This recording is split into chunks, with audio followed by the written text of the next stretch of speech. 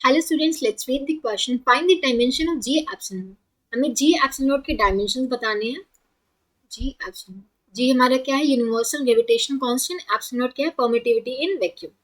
Okay, electrical permittivity in vacuum की epsilon naught होती है। ओके, सबसे पहले हम जी की डायमेंशन निकाल लेते हैं। जी की डायमेंशन निकालने के लिए हमें रिमेम्बर करना होगा जो यूनिवर्सल ग्रेविटेशन लॉ हमने 9th क्लास में पढ़ा होगा। फोर्स ये डिफाइन करता है फोर्स बिटवीन टू मासेस। ठीक है, अगर दो मासेस है हमारे पास m1 m2, उन दोनों के बीच में सेपरेशन है r। तो हमने पढ़ा हुआ यूनिवर्सल ग्रेविटेशनल लॉ के अकॉर्डिंग जो force between these two masses होता है ये कैसे हम लिखते हैं? G m1 m2 by R square. ठीक है, m1 m2 are the two masses of the body and r is a separation between them. तो यहाँ से हमारा g की वैल्यू क्या आ जाती है? F R square m1 bye m2। g1 की एक कांस्टेंट वैल्यू आती है, राइट? ये प्रोपोर्शनैलिटी कांस्टेंट होता है यहाँ पे। तो अगर हम यहाँ पे सबके जी के हमें डायमेंशन चाहिए होंगे तो इस टर्म की डायमेंशन हम निकाल लें तो हमें जी के डायमेंशन पता चल जाएंगे, क्योंकि दोनों साइड डायमेंशन तो सेम होना चाहिए according to principle of homogeneity, तभी ये फॉर्मूला करेक्ट होगा, राइट? तो हमें आर m1 m2 एफ सबके डायमेंशन चाहिए। अब इसके लिए पहले फोर्स के डायमेंशन चाहिए होंगे। अब सारे फोर्सेस के डायमेंशन तो कोई भी किसी भी टाइप का फोर्स हो, फोर्स के डायमेंशन तो सेम ही रहेगी, राइट?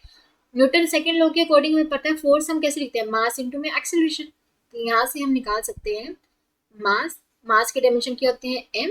और एक्सेलरेशन के डायमेंशन कैसे निकाल सकते हैं? एक्सेलरेशन हमारा क्या होता है? Velocity by time. तो वेलोसिटी के डायमेंशन क्या हो जाते हैं? L T minus one by T. तो ये आ जाता है एल टी माइनस टू। तो एक्सेलरेशन के डायमेंशन होते हैं एल टी माइनस टू। तो यहाँ से हमारे फोर्स के डायमेंशन आ गए।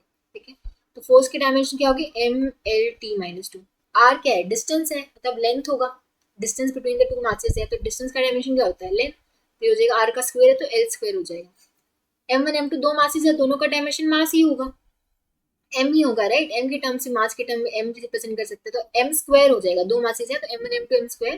तो क्या होगा? m square. यहाँ से हम इसको सोल्व करें तो m वन है, ऊपर जाएगी तो माइनस टू हो जाएगा। एल की पावर ये दोनों ऐड हो जाएंगे और T to power minus two. तो ये हो जाएगा m minus one L Q T minus two. हमारे जी के डायमेंशन तो आ गए। अब इसके बाद हमें चाहिए किसके? एप्सिलॉन नॉट के, परमिटिविटी के। इसके डायमेंशन निकालने के लिए हमें एक फॉर्मूला यूज करना पड़ेगा, जैसे हमने यहाँ पे यूनिवर्सल ग्रेविटेशनल लॉ यूज किया है। This is the force between two masses. ऐसे ही सिमिलरली एक हमारा कुलम्स लॉ होता है जो डिफाइन करता है फोर्स बिटवीन टू चार्जेस। ठीक है, इसके बारे में फर्दर क्लासेस में भी पढ़ेंगे अपने 12th क्लास में कि दो चार्जेस के अगर बीच में अगर दो चार्जेस हों, मान लो कि Q1 Q2, जैसे सिमिलरली यहाँ दो मासेस है, सिमिलरली अगर दो चार्जेस हो और दोनों इनके बीच में सेपरेशन आर हो, ठीक है, तो इनके बीच में जो फोर्स डिफाइन करते हैं वो हम डिफाइन करते हैं इस तरीके से। ठीक है, तो कूलम्स लॉ फोर्स डिफाइन करता है दो चार्जेस के बीच में, और जो ग्रेविटेशनल लॉ है हमारा फोर्स डिफाइन करता है दो मासेस के बीच में। ठीक है, तो यहाँ से भी हम इसकी एप्सिलॉन की यूनिट्स निकाल सकते हैं। तो यहाँ से देख सकते हैं कि एप्सिलॉन को हम रीअरेंज करें, फॉर्मूला एप्सिलॉन उधर जाएगा, इसको हम लिख सकते हैं Q1 Q2 bye F, four pi बचेगा और आर स्क्वायर बचेगा। तो एप्सिलॉन के डायमेंशन निकालने के लिए इस टर्म के डायमेंशन निकाल ले तो हमें एप्सिलॉन के भी मिल जाएंगे। अब Q1 Q2 क्या? चार्ज। चार्ज क्या होता है? हमने करंट का फॉर्मूला पढ़ा हुआ है।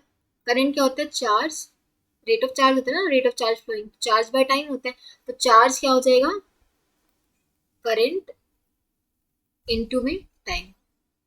करंट तो एक फंडामेंटल क्वांटिटी है, इसके डायमेंशन क्या होते हैं? एम्पियर के टर्म में रिप्रेजेंट करते हैं और टाइम के लिए टी। तो जो करंट चार्ज के डायमेंशन क्या हो गए? 80। ठीक है, यहाँ से चार्ज के डायमेंशन हो गए, तो Q1 के डायमेंशन क्या होंगे? 80। ऐसे QT के डायमेंशन भी क्या होंगे? 80। ठीक है, एम्पियर टाइम रिप्रेजेंट करेंगे।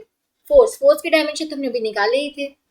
एम, चाहे कोई भी हो, चार्जेस के बीच में फोर्स हो, मासेस के बीच में फोर्स हो, फोर्स के डायमेंशन तो यही रहेंगे, right? M L T minus two. Four pi ये तो हमारा एक डायमेंशनलेस नंबर है, इसकी कोई डायमेंशन नहीं है। ठीक है, इसको हम छोड़ सकते हैं। आर, वही दोनों के बीच सेपरेशन है, डिस्टेंस है। आर के डायमेंशन होंगे एल, तो ये हो जाएगा एल का स्क्वायर। ऊपर बचेगा हमारा ए स्क्वायर टी स्क्वायर, नीचे आएगा एम एल। एल वन है तो यहाँ टू है तो एल क्यूब हो जाएगा M L cube T minus two. ये आगे हमारे एप्सिलॉन के डायमेंशन। ये थे हमारे जी के, तो हमें जी एप्सिलॉन के डायमेंशन चाहिए थे, राइट? जी एप्सिलॉन के डायमेंशन, जी के डायमेंशन क्या है? M minus one L cube T minus two. Epsilon के dimension A square T square divide by M L cube T minus two. ठीक है, अभी m ऊपर जाएगा, सबकी पावर हमेशा t minus two T minus ये तो कैंसिल हो रहा है यहाँ से डायरेक्ट, ठीक है। एल क्यूब भी हमारा कैंसिल हो रहा है, ठीक है।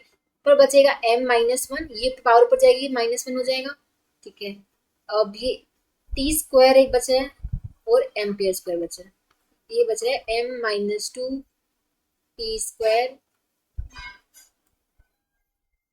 m minus two T square A square, ठीक है। तो जी एप्सिलॉन के डायमेंशन हम देख सकते हैं m minus two T square A square आ रहे हैं, सो ऑप्शन डी से मैच कर रहे हैं, so option D will be the correct choice. I hope आप सबको समझ आया होगा। यहाँ पे बस दो फॉर्मूलाज आपको यूज करने हैं, ग्रेविटेशन लॉ का फॉर्मूला और एक कूलम्ब्स लॉ का फॉर्मूला, ये आप फोर्सेस के आपको याद रखने पड़ेंगे to find out the dimensions of gravitation law and find out the gravitation constant and dimension of epsilon। तो इन दोनों फॉर्मूले से निकाल के फिर हमने बस डायमेंशन को मल्टीप्लाई कर दिए और हमारा फाइनल आंसर हो गया ये। आई होप आप सबको समझ आया होगा। Thank you so much.